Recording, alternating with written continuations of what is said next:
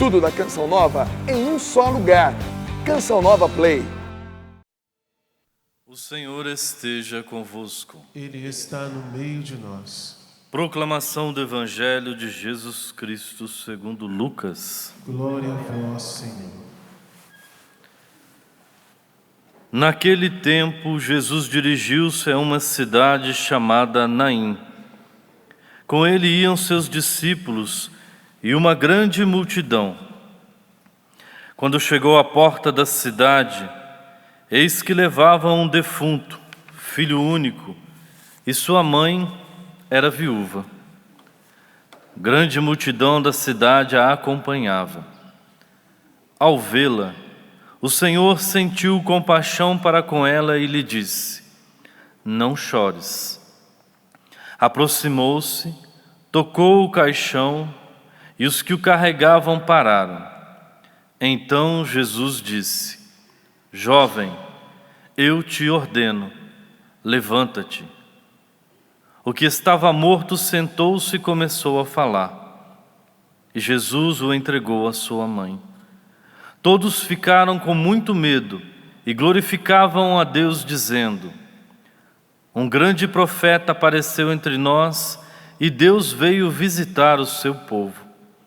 E a notícia do fato espalhou-se pela Judéia inteira e por toda a redondeza.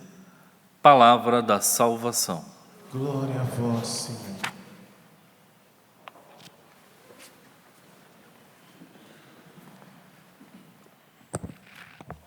Caro diácono Valdir, amados irmãos e irmãs,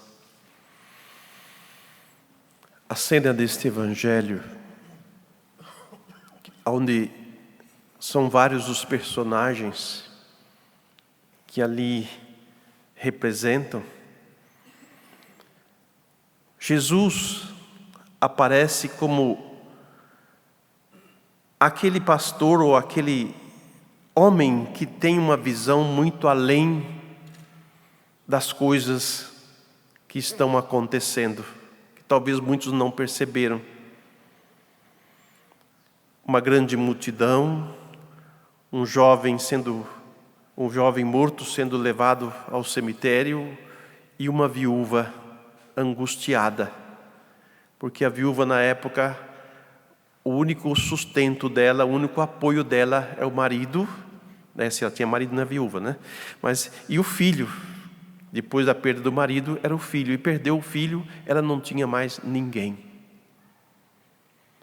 Eu quero ressaltar o olhar nosso para o coração de Jesus.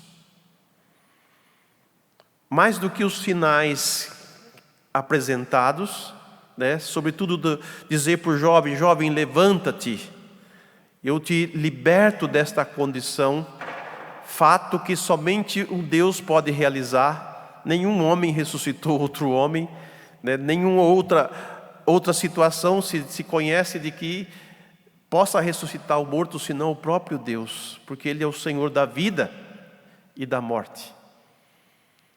E Jesus, como Senhor da vida e Senhor da morte, chama de volta aquele jovem e entrega-o à sua mãe. Mas o olhar que eu chamo para o coração de Jesus é a compaixão dele.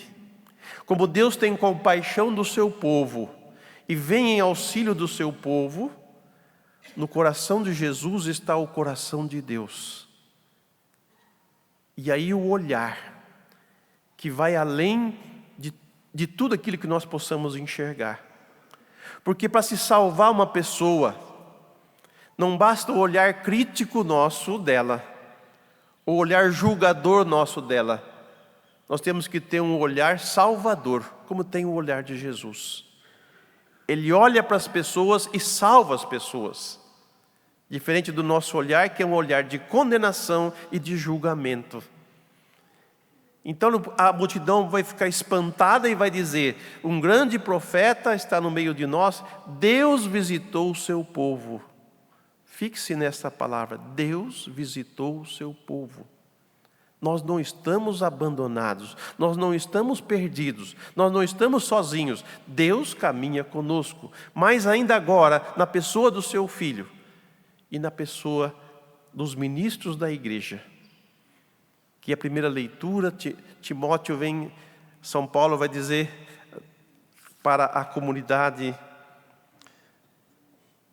vai dizer para Timóteo, ontem ele dizia sobre os que governam, até o Santo Padre pediu, insistiu para que a comunidade cristã rezem por seus representantes, por seus governadores, por aqueles que cuidam das nações, e pare de ficar jogando, um contra o outro, mas rezar.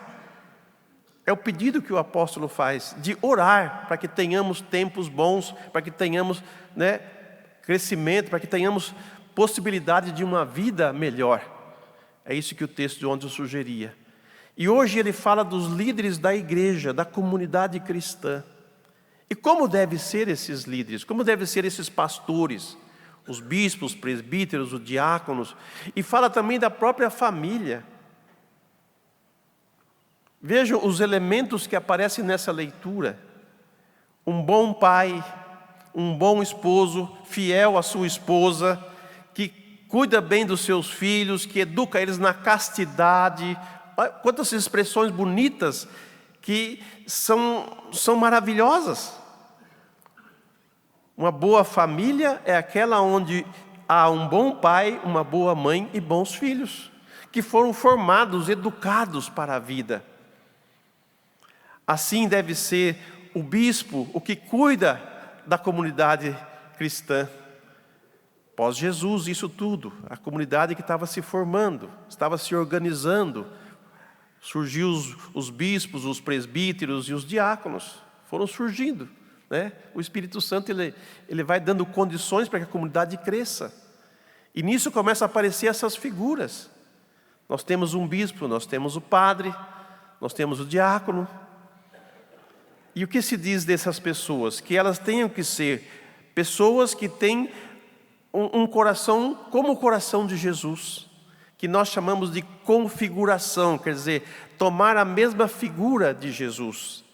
E sobre esta figura de Jesus, na liturgia dos dias passados, nós ouvimos dizer sobre a pessoa de Jesus e a pessoa de Paulo, Porque Jesus para nós é o nosso guia. É Ele quem nos conduz, é Ele quem nos ilumina. Jesus para nós, Ele é mestre, porque Ele nos dá a conhecer a vontade do Pai, revela a vontade do Pai para nós e nos forma na identidade de Filho de Deus. Ele é mestre. Ele também é modelo, porque nós podemos copiá-lo, nós podemos imitá-lo no seu modo de amar, no seu modo de agir, no seu modo de se relacionar com o Pai. O que se espera de uma pessoa responsável? O que se espera de um pastor? O que se espera de um presbítero? O que se espera de um diácono? O que se espera de um pai de família? De uma família?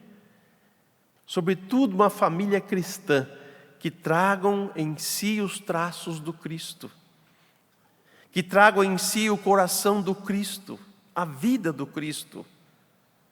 Vida essa que os cristãos receberam o nome de cristãos justamente porque eles viviam Jesus, eles viviam a vida nova que Jesus trouxe.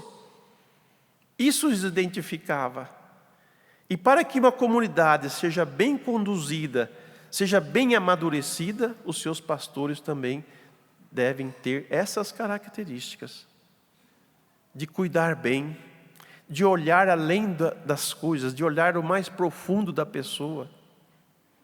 Como é bom a gente encontrar alguém que olha para nós e não vê os nossos limites, ou vou dizer diferente, vê até os nossos limites, mas não os ressalta. Ao contrário, nos dá condições de ir além dos nossos limites, de ultrapassarmos os nossos limites. E quanto nós somos agradecidos por uma pessoa que nos ajuda a crescer, que nos ajuda a dar um passo maior, que nos ajuda a se sentir mais digno, mais homem, mais mulher. Como é bom encontrar pessoas assim. E o mundo precisa de pessoas assim. Chega de fazer críticas, chega de condenação, vamos ter um olhar de cristão sobre as pessoas. E vamos ajudá-las, e vamos promovê-las, vamos reerguê-las, vamos tirá-las da sua condição de baixeza e trazê-la à altura da dignidade de filho, de filha de Deus.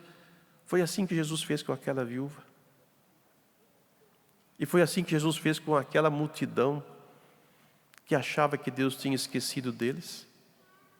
Foi assim e é assim que Jesus tem feito na vida de muitos irmãos e irmãs.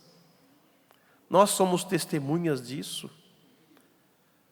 Nós somos testemunhas disso porque diariamente nós ouvimos as pessoas dizerem o quanto esta comunidade, pelo seu sistema de comunicação, de televisão, de rádio, de oração, de palestra, de tudo, trouxe de volta a alegria àqueles que estavam tristes.